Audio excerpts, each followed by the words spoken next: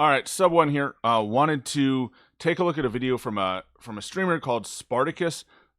This dude put out a video, got killed by a bouncing Betty, and then had some stuff to say about the damage profile of that Betty, and then made some interesting claims that have kind of spiraled around a little bit.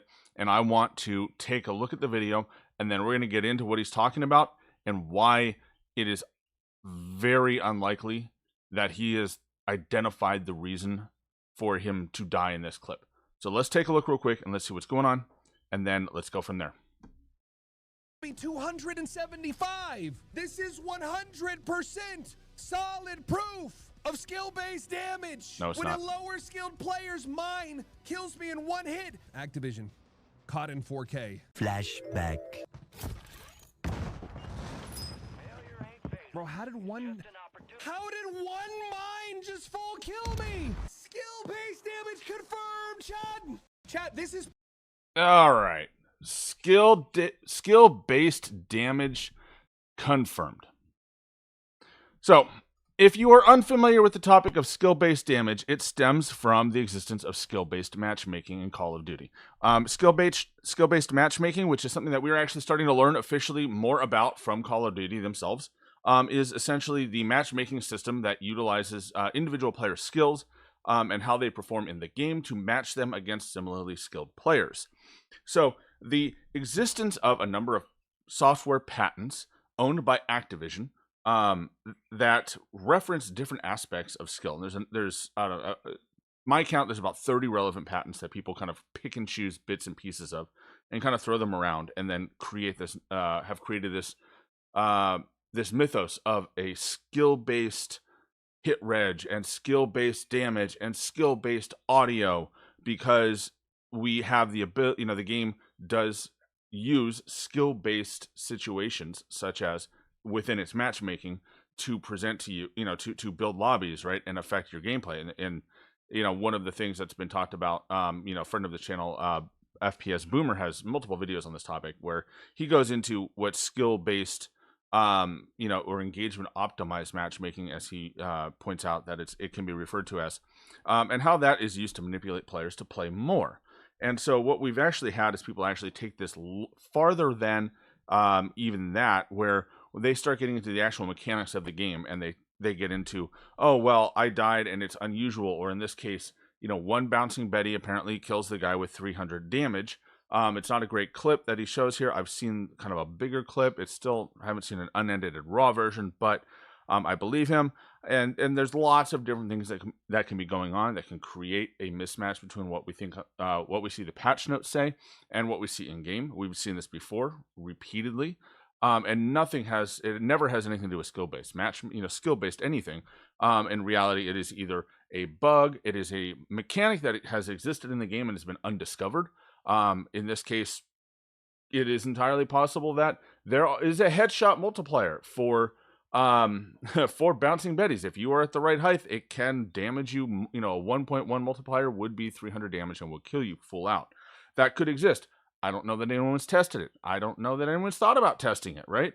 This situation is so niche, right? It's so small and so uncommon, where you're hit in this way and it could deal 300 damage. There could have been an ammo box on the ground that you didn't notice that wasn't on screen. There could have been so many things that caused that. I mean, there could be an ammo box upstairs that exploded because, the staircase isn't, can be blown through, and that could have damaged you. So lots of scenarios can exist that could explain this. It could also be bugged. It's in the patch notes that they changed it.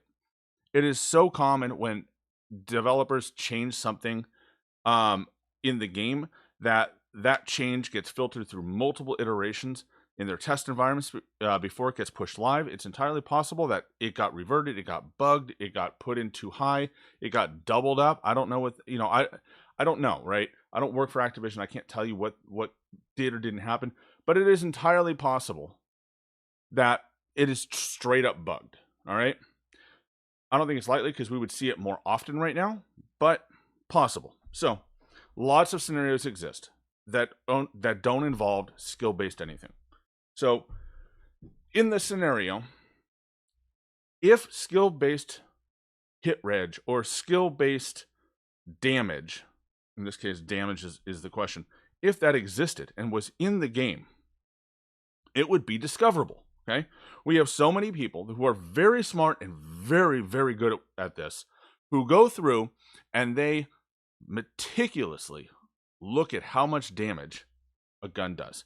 You have JGod, you have Tony at True Game Data, and his people. That he has multiple people that he's worked with to test this damage. You have, I think Iceman Isaac has done some stuff. You have so many players and so many people who devote themselves. I've done this, right? Who devote themselves and chunks of their days to figuring out how much damage something does, how good something is, right? And we see the effects of it, right? We know how much damage that we can go to True Game Data and we can see how much damage a gun does. And so if we were going to see skill-based damage, for example, in the data, there would be variances, right? He would shoot a lower skilled player and it would do less damage. A lower skilled player would shoot him and it would report more damage, okay? In the millions and millions of times that they have done these tests, they've never substantiated it. I can only think of one time that they substantiated a variance in damage. And it actually was because of an undiscovered mechanic. It was because in Warzone 2, there was armor damage and there was body damage, unarmored damage, and they were not always the same. So you could have a gun that could do more damage to armor and less damage to the body, and it would create a variance. And Tony identified this, called it out, and Activision confirmed that, oh yeah, by the way, there's armor damage. And they started putting it in the patch notes and eventually wiped that system out because it was stupid. Okay? The amount of gunfights that occur in this game every year has to be in the billions. Billions. And in those gunfights, the guns do the damage they're supposed to do. All right? We have never seen a reliable and repeatable amount of variance based on skill or anything else. Never. It's never happened. So what does that mean? It means the system doesn't exist, right? And if it did exist, it is so secret that nobody who was fired leaked about it. It was so well done that it hides itself from being tested. Like, it can identify when it's being looked for and hide itself, right? So that it only shows up on these little edge cases once in a while to some people sometimes. And then it goes away and you don't see it, right? So you can't replicate it. A system like that has no value. There's no purpose of having a system like that because it's not repeatable, right? It's just random. You might as well just not even worry about it, because if it's that minute and that impossible to find, you will never notice it, right? Because the odds are it doesn't exist, okay? But every time you come out with that and you point that out, someone comes back and says, Activision has patents. Here are the patents. Here's what they say. They say all kinds of stuff. Look, Activision's a software company. They make video games, and that's their software is video games. But they're a tech company, just like Google, just like Apple, just like everybody else, just like the companies I've worked for, just like companies I've worked, I know people that have worked with, just like tech that I've developed, all right? It is no different. They just make games, right? That's what they do. So why do the patents not matter? Here's why.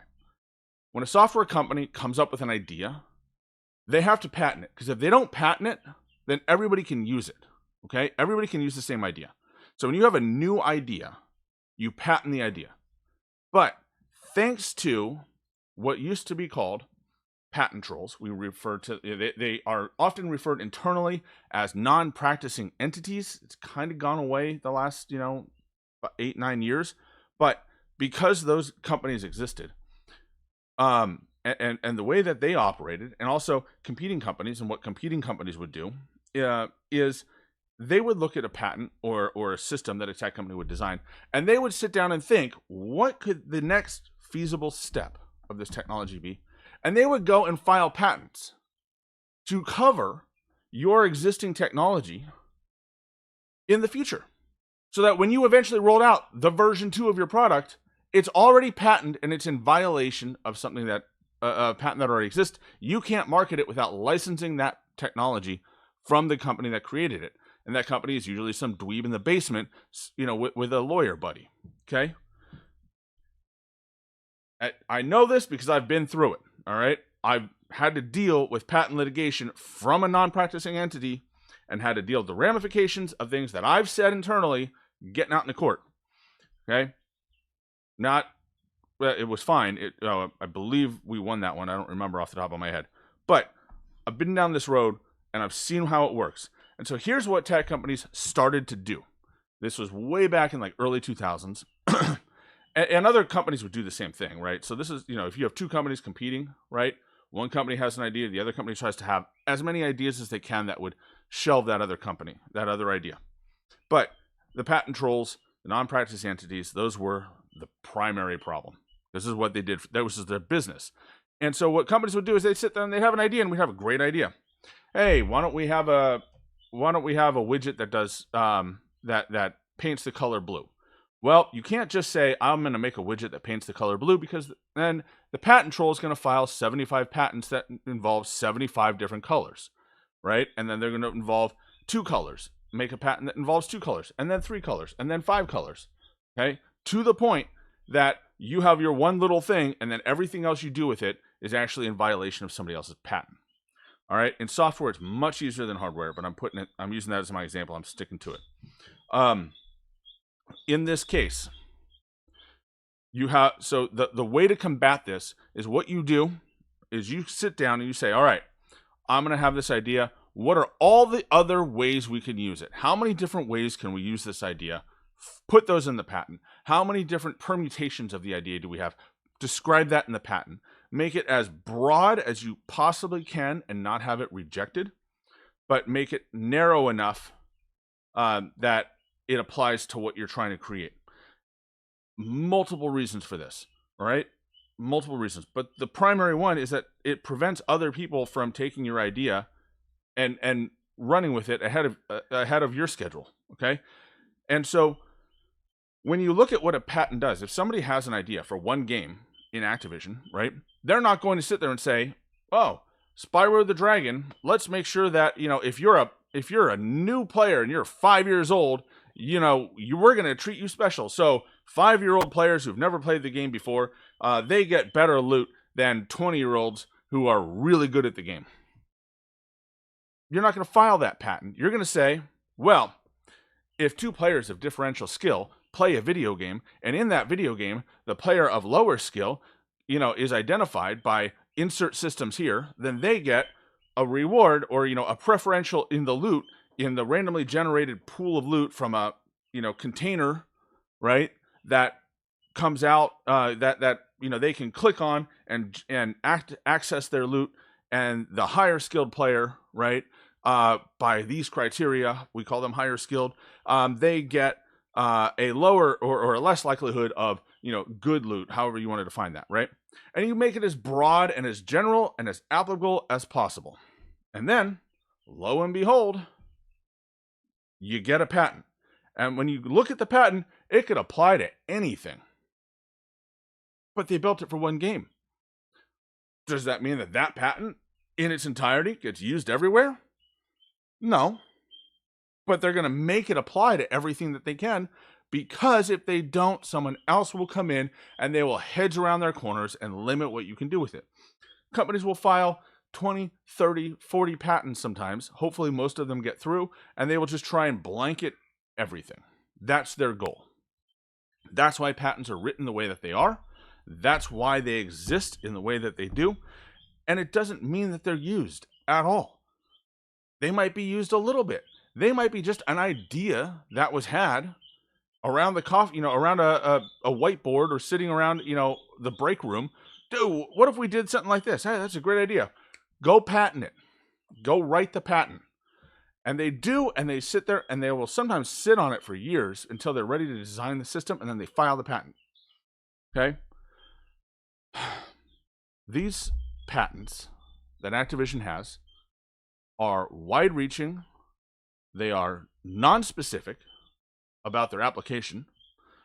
And the thing about Call of Duty is that Call of Duty is a game defined by its data, by its numbers. All right. We see how much damage we do every time we shoot someone. That's why true game data exists, because we see the damage.